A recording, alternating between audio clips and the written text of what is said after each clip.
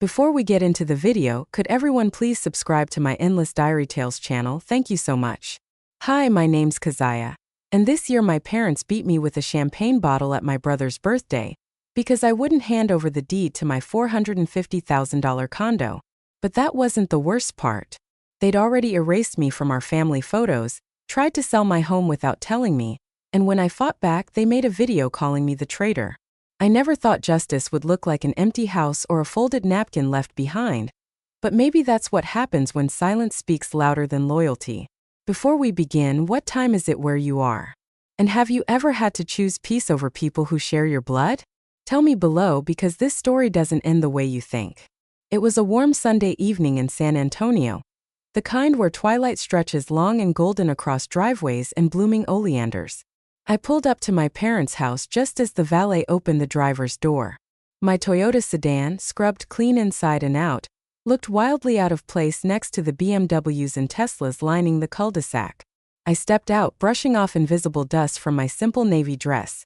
No designer label, no statement jewelry, just clean lines and a tiny pearl stud I'd had since college. I clutched a neatly wrapped box, a monogrammed pen set for Lazaro, and walked toward the front porch where laughter spilled out like champagne. The house had been transformed. String lights zigzagged across the yard. Live jazz hummed in the background, and the aroma of cedar-planked salmon wafted through the air.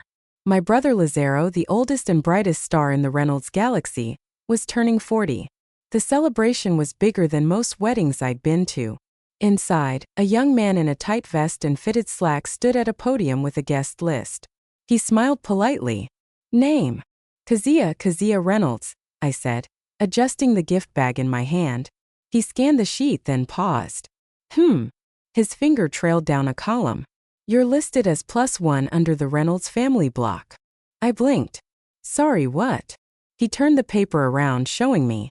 There it was, a carefully printed chart. Reynolds family followed by individual names: Lazaro, Delora, Orville, Thessaly, even cousin Maxine and her 3 kids. Then at the bottom, in smaller font, +1 guest of family. I forced a smile. Guess I'm the lucky +1. He looked unsure. "Would you like a different tag? I can handwrite it." "It's fine," I said quickly. "Really?"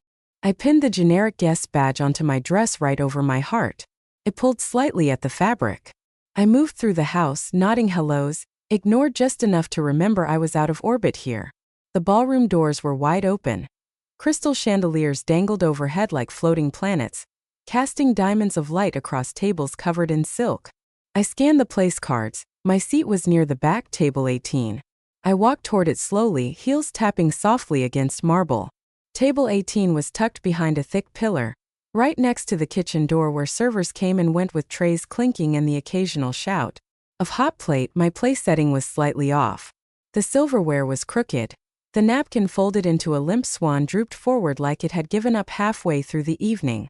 I reached to adjust it, pausing as the paper-thin wing fluttered under the air from the swinging kitchen door. I sat down and exhaled. From my vantage point, I could barely see the head table, but I could hear everything. Laughter, toasts, the pop of another champagne bottle. Lazaro was being hailed from every direction. "Our golden boy!" someone shouted. A woman in stilettos leaned over to kiss his cheek. Delora stood beside him, beaming with the practiced grace of a political hostess. "This is our son," she repeated over and over to different circles of guests. "He just made regional VP in 4 years. Isn't that something?" No one noticed me. Orville, my father, did glance over once. He caught my eye across the crowd, offered a slow nod. Not a greeting, just acknowledgement that I existed, and turned back to speak with his business partner. I picked up the water glass and sipped slowly, letting the chill anchor me. My hand brushed against the napkin again. That sad little swan, crumpled and lonely on fine china. Maybe they just forgot to list me properly. Maybe someone mixed up the chart, or maybe, just maybe, I was never meant to stand out here. A server leaned over to clear the seat beside me. It had remained empty all night. "That one taken?" she asked. I smiled. "No, it's all yours." The clinking of forks on glasses started, and the lights dimmed slightly as the spotlight illuminated the stage. A microphone screeched softly before settling. A voice, deep and familiar, spoke into the system. And now a few words from someone very special to us. Please welcome Kezia Reynolds. I froze. My name echoed through the speakers, but not the way I hoped. The applause was still trailing off when I stood up, hesitant and confused. I hadn't prepared anything. I didn't know why I was being called forward. As I walked toward the small stage, heels clicking in rhythm with my racing pulse, Delora gave me a smile I couldn't read. It was too polished to be warm. There was a microphone stand in the center and a spotlight just slightly too bright. I shaded my eyes, scanning the room for some kind of context.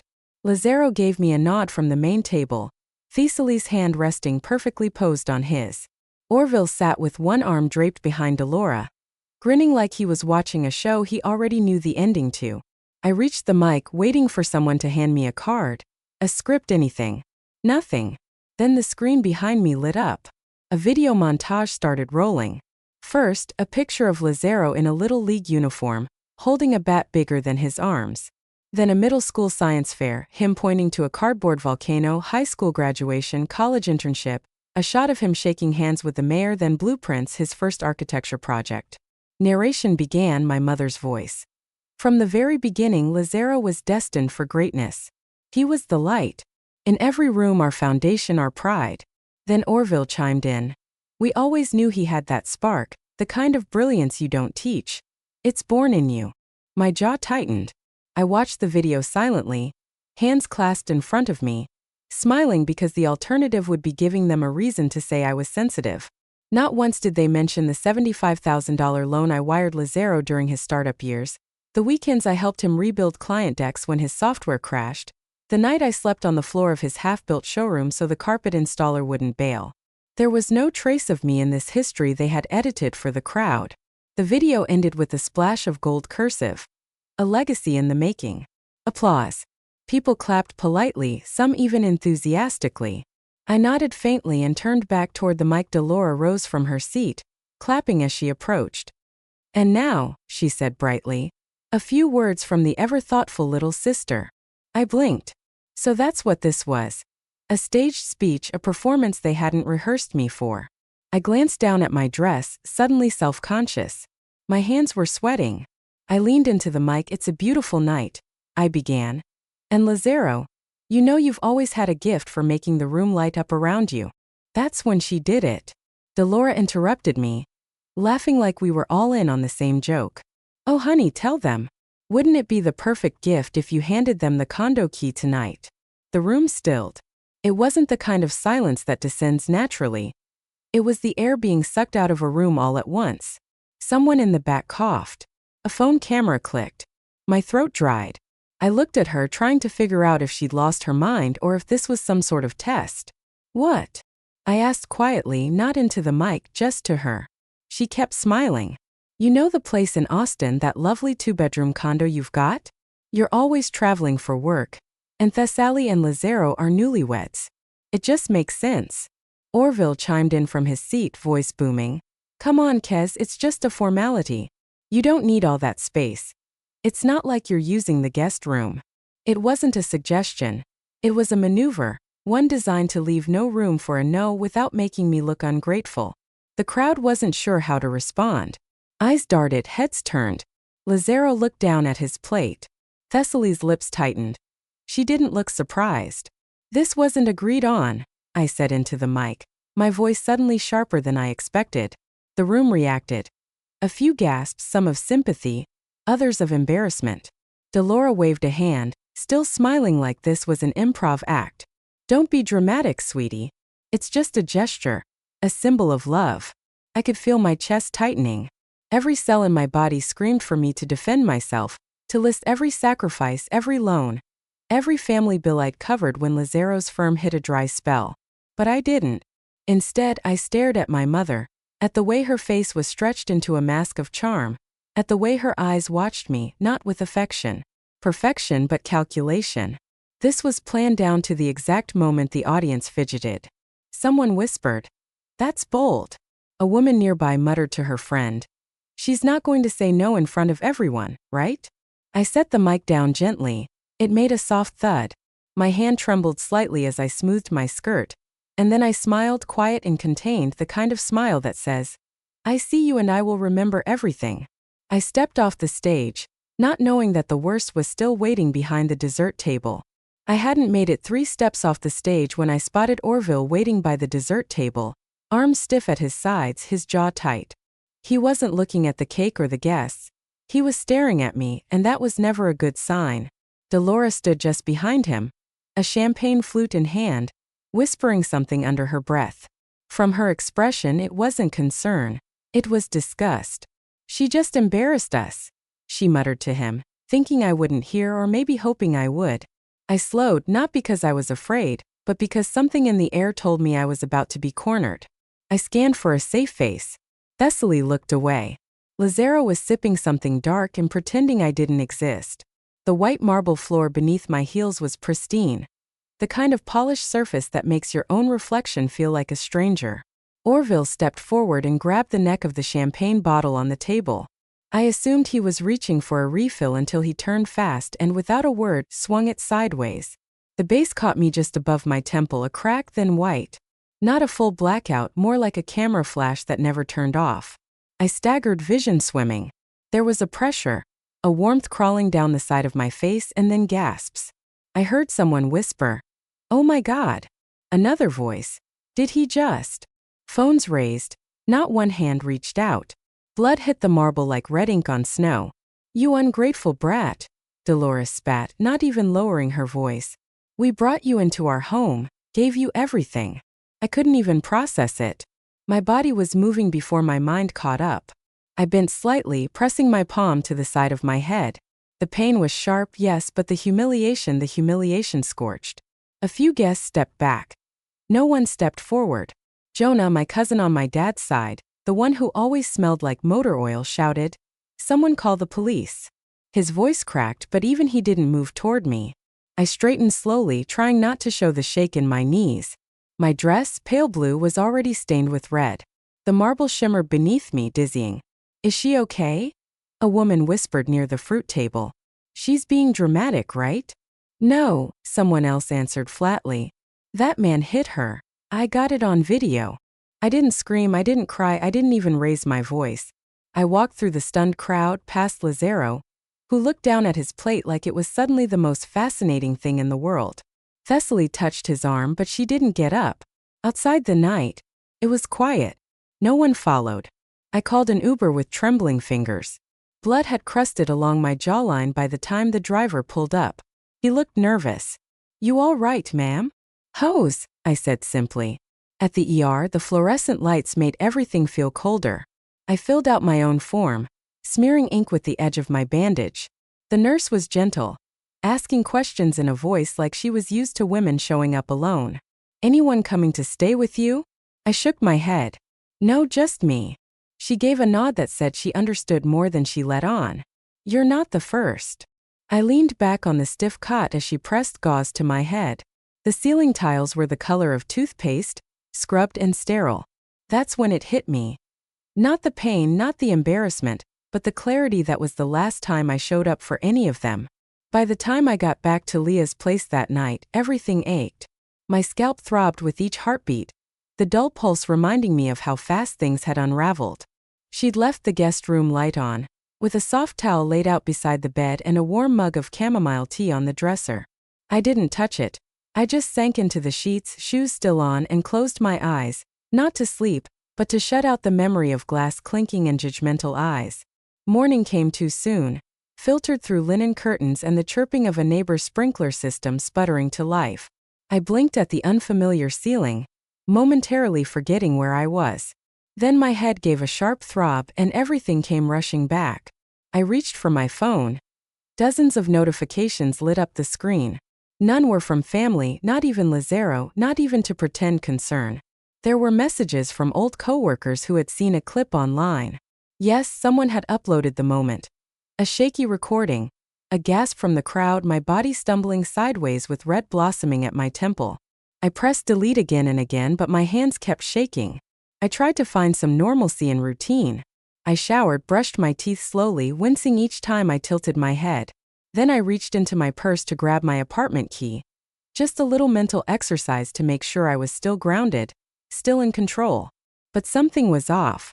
My wallet was there, my phone, lip balm, receipts, even the half-eaten protein bar I forgot about last week, but not the spare condo key, the one I always kept clipped to the side pocket.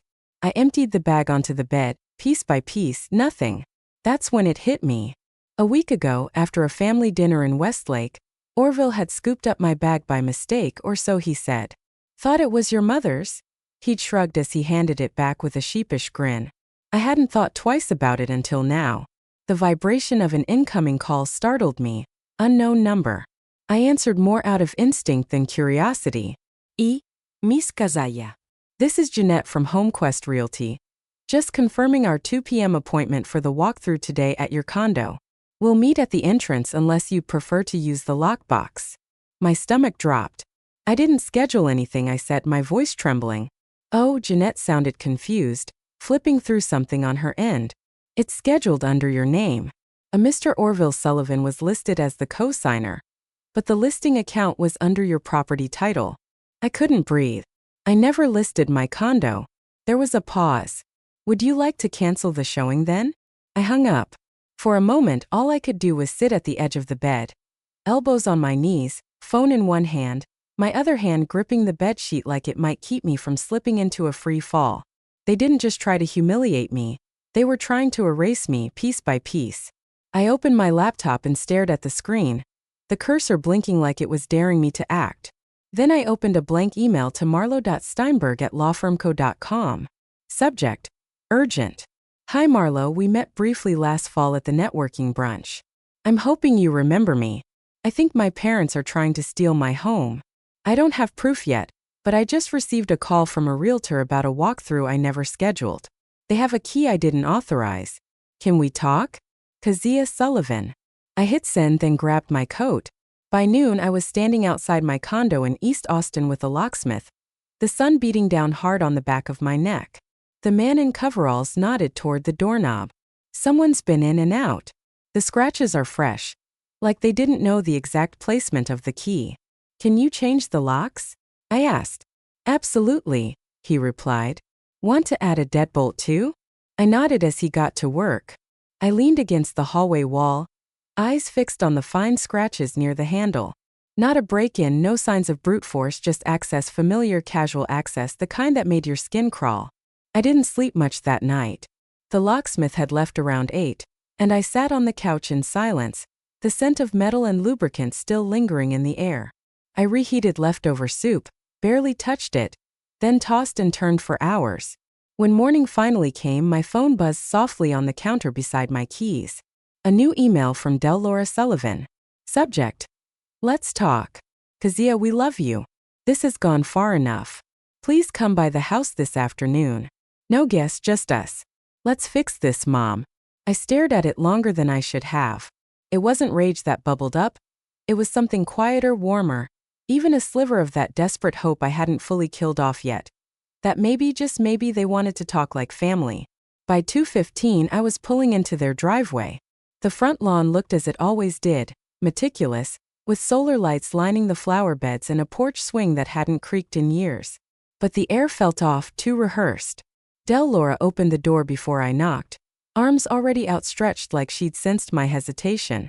Kazia, baby, she said, pulling me into a gentle hug that felt 3 degrees too cold. Thank you for coming. I stepped inside. The living room had been staged. That's the only word for it. Fresh orchids on the coffee table, set out with my favorite shortbread cookies, framed photos I hadn't seen in years, me and Lazaro at the lake when we were kids, that blurry one of me at my high school debate finals. Even the lighting was perfect, soft and inviting. Lazaro sat on the armrest of the couch, hands folded, lips pressed in a straight line. He looked up but didn't speak. Thessaly wasn't there, just us. Dolores said again, gesturing to the plush chair I used to sit in when we opened Christmas presents. We wanted to make things right. I didn't sit. Orville emerged from the hallway carrying a manila envelope. He gave me a look I couldn't read, somewhere between calm and smug. We've been thinking, he said, about how to keep things fair and clear. We don't want more misunderstandings, so we drafted something. He offered the envelope like it was a peace offering. What is it? I asked, though a part of me already knew. Just something to help define family boundaries. he replied smoothly. You know, so no one gets hurt again. I opened it slowly. The paper inside was thick, formal, legal. The words deed transfer agreement glared back at me in bold. The rest was cloaked in neutral phrasing. Asset clarification, internal arrangement, mutual understanding. My chest tightened. I flipped to the signature line. You're asking me to sign away the condo? Dolores smiled, folding her hands in her lap. It's just paperwork, sweetheart, a formality. You don't even need all that space alone. You're not even reading it, Orville added. Don't you trust us? The room suddenly felt smaller, the air denser. I closed the folder carefully and set it back on the coffee table, just to the left of the tea tray. You set this up like a reconciliation, I said, my voice quiet but steady. The flowers, the cookies, the old photos, like you were inviting me home. Dolores tilted her head. We are. No, I said. You're inviting me to hand over the last piece of myself you don't already control. Orville's mouth twitched. That's not what this is. I took a slow step back, surveying the room one more time. This wasn't peace, this was theater. I turned to the door. I'm not signing anything, I said. Not now, not ever. This is theft with orchids on the side. Lazaro finally spoke. It's just property, Keziah. I looked over my shoulder at him. It's not about property. It's about what you think I'm worth. No one followed me out. I walked straight to my car, got in, and shut the door before the first tear could slip down my cheek. I didn't wipe it away. I just let it fall as I dialed Marlowe's number. He answered on the second ring. Keziah, I'm ready to go all in, I said. File everything. The next morning I didn't wake to sunlight or the scent of coffee. I woke to silence, thick and full-bodied. The kind of silence that doesn't settle, it presses. I made myself a cup of black tea and sat by the kitchen window, letting it steep longer than usual. The condensation on the glass blurred the view outside, like it was trying to spare me the sharp outlines of a world that had shifted overnight. At 8:32 a.m., I parked outside Marlowe's office downtown. It was already humming, but inside the building it was cold and still. Marlowe met me with a nod and a folder already in hand. I reviewed everything last night, he said. They've left a mess, but here's the good news. You still hold the deed to the house they're living in. I blinked. You sure? He flipped to the second page, tapping the signature line with his pen. You bought it in 2010, remember? Foreclosure rescue. They never transferred it back. They've been living there on assumption and memory. I leaned back in the chair, letting the information settle like warm oil. I gave them a lifeline, I murmured. They turned it into a noose. He nodded slowly, offering me a choice without words. I took the pen back. At home I didn't feel triumph, just direction. I wasn't driven by rage. I had already given them enough of my life through raw emotion. This was surgical, quiet, final. Marlowe filed the notice to vacate within hours. We didn't notify them. There were no dramatic warnings, no shouting matches in parking lots. No staged interventions with extended family clapping like a live audience. This wasn't TV. This was real life, and real life hits back in envelopes. 3 days later, the sheriff delivered the eviction order. I didn't see it happen in person, but Lazaro, ever the online documentarian of life's milestones, captured it on a grainy home security camera and uploaded it to our extended family group chat like a cry for help. The footage showed Orville opening the front door in a wrinkled bathrobe, holding a half piece of toast, blinking at the man in uniform like he'd woken in someone else's life. Delora was behind him, mouth slightly open, frozen mid-sip from a porcelain mug. The officer handed them a sealed envelope and spoke too softly for the mic to catch, but the reaction needed no audio. Her body stiffened. Orville snatched the paper, skimmed it, and slapped it against the wall. The video cut off just before she shouted something at the officer, something I wouldn't have heard even if it had played. I watched it once, then once more, then closed the app. That night I sat in my condo, lights off, sipping chamomile with honey, my phone face down, the screen black. No music, no Netflix, just quiet. The world outside continued moving. Cars rushed past, a dog barked in the distance, and someone played jazz on a balcony a block away. But inside, time felt still. I didn't cry, I didn't pace, I didn't toast the air. I just sat there and breathed. Sometimes justice doesn't look like standing over someone. Sometimes it looks like choosing not to stand next to them ever again. My phone buzzed once. I almost ignored it, then I turned it over. A message from Thessaly. Only one line. They've done worse than you know. Thessaly's message stared back at me from the dim screen, glowing like a confession under a spotlight. I tapped the image attached. A dusty family photo album, its leather binding fraying at the edges. She had taken a picture of it spread open across her lap. Page after page and not a single photo of me. No childhood birthdays, no graduation. Not even one of those awkward Christmas snapshots with the ugly sweaters Mom insisted on. It was like someone had surgically removed me from the timeline. Her text followed seconds later. They've been erasing you for years, even from memory. I blinked once, twice, then whispered out loud to no one so I wasn't just imagining it. Somehow, that quiet validation struck harder than all the blows before. I didn't respond right away. I just sat there staring at the image, letting the cold truth sink into the soft tissue of memory. I wasn't just overlooked. I was deliberately erased, rewritten out of my own family's narrative. I finally typed, "Thank you for showing me what I always felt but couldn't prove." The next morning I woke up with a strange stillness, the kind you feel right before a storm. Not outside but within. I didn't know why I checked social media. Maybe I already sensed the next hit coming. Delora had posted a video. At first, I didn't even recognize the voice in it, but it was mine. A clipped version of my toast at Lazaro's party. Not the whole speech, just the part where my voice cracked where I said, "This wasn't agreed on." It was spliced between images of Lazaro smiling with balloons, of me standing stiff and awkward. The caption read, "We raised her with love. We never expected betrayal."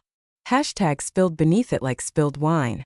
Family matters, broken hearts, daughter of a stranger. I didn't click the comments, but the preview said enough. Ungrateful, we need the whole story. Some kids are just never satisfied. They weren't just rewriting the past anymore. They were building a whole new fiction with me cast as the villain. My hands were steady, that surprised me. I thought I'd be shaking again. Instead, I opened my Dropbox account. I uploaded everything. Dated wire transfers from my account to theirs, the original condo deed, email exchanges about the loan I gave Lazaro, even a saved voicemail from Mom asking if I could just cover the mortgage this one time.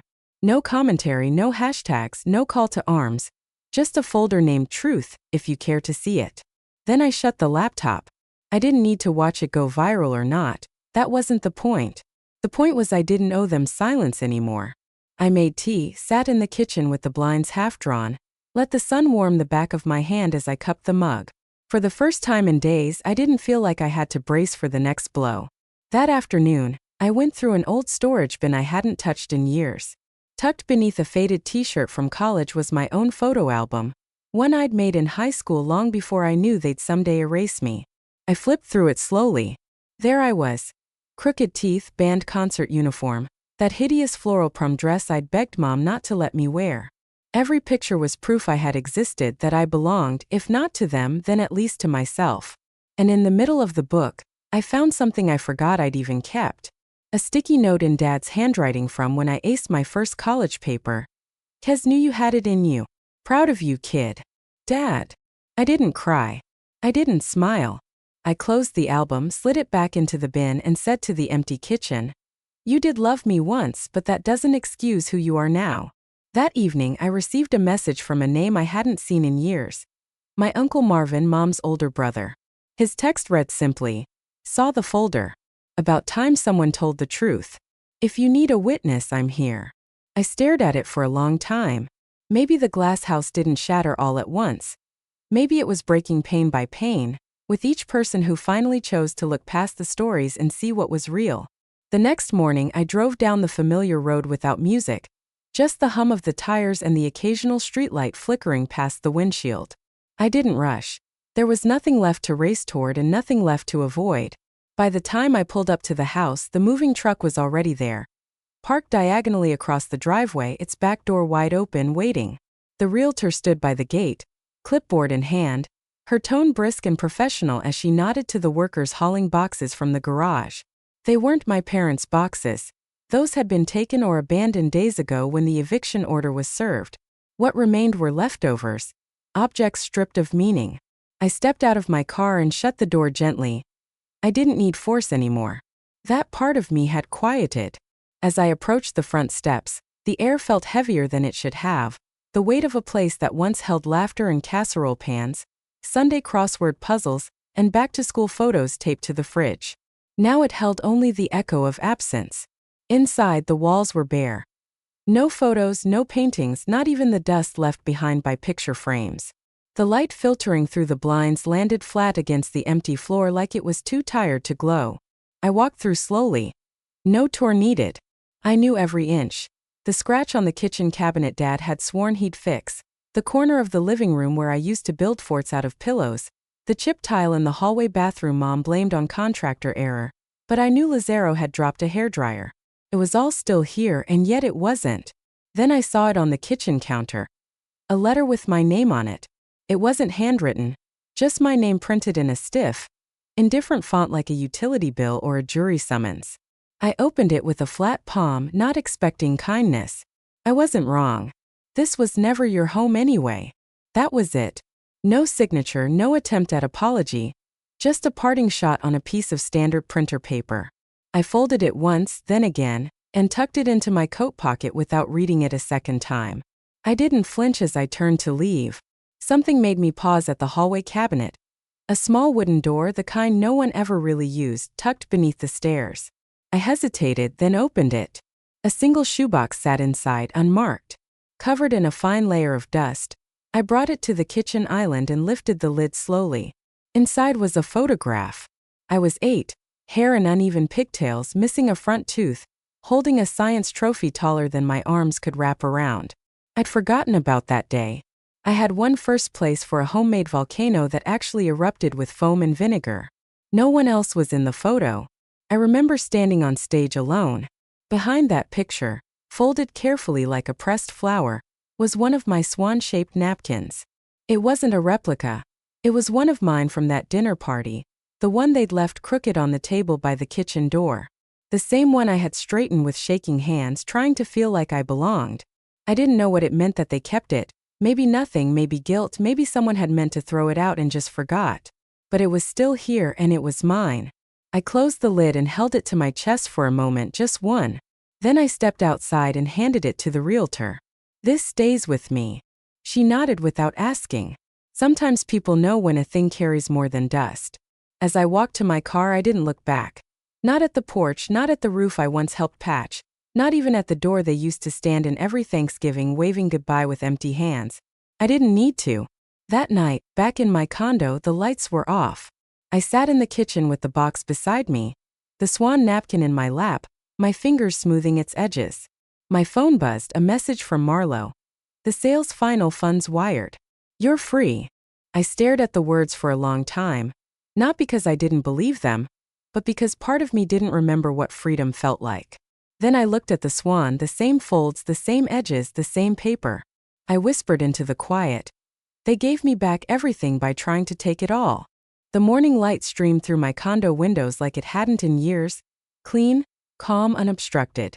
I set the folded swan napkin gently at the center of the dining table, the same one I had found in that forgotten cabinet. That soft, creased linen felt like a whisper from an older version of myself, a quiet promise kept. Not by them, but by me. The room around me was still. My kitchen smelled of cinnamon and fresh polish.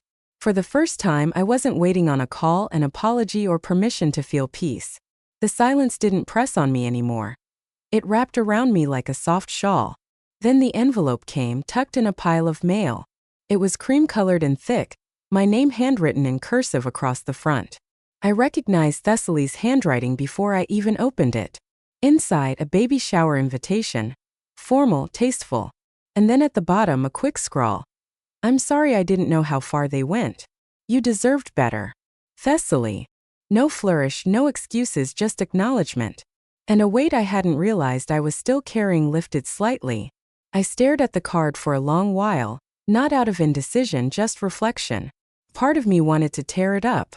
Another, wiser, more weathered, part knew the cost of burning bridges for smoke that wouldn't warm me anyway. So instead, I wrote a check to the local women's shelter. In the memo line, I wrote, "In honor of a new beginning." I didn't attend the shower. Some cycles don't need to end with screaming.